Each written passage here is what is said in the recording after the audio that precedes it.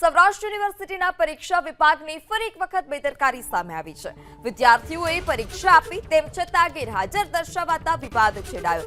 Hall ટિકિટમાં સુપરવાઇઝરની સહી તેમ છતાં ગેરહાજર દર્શાવવામાં આવ્યા। 15 થી વધારે વિદ્યાર્થી યુનિવર્સિટીની બેદરકારીનો ભોગ બન્યા છે।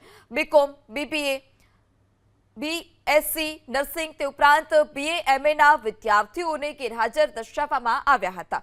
તો 15 થી વધુ જે વિદ્યાર્થીઓ હતા તે આ બેદરકારીનો ભોગ બન્યા છે। સૌરાષ્ટ્ર યુનિવર્સિટી કે જે હંમેશા વિવાદોમાં રહી છે ત્યારે ફરી એક વખત યુનિવર્સિટીની બેદરકારી સામે આવી।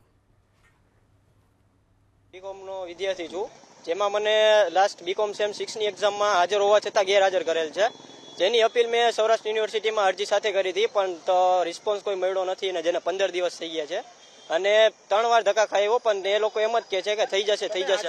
એના કઈ પુરાવા લઈને હા, પુરાવા છે ને, ક્યાં બતાવો ચોક્કસ શું આખી હકીકત છે, બોલતા જાવ ને બતાવતા જાવ। આ મેં એક્ઝામ દીધી છે, એનું રિઝલ્ટ જો મને આમાં એબ્સન્ટ કરવામાં આવ્યું છે, બરોબર, એમાં એબ્સન્ટ છો તમે? એમાં એબ્સન્ટ છું અને આમાં જો હોલ ટિકિટમાં મારે સુપરવાઇઝરે સહીને બધું કરેલું છે। જો એમ છતાં ગેરહાજર દર્શાવ્યા છે?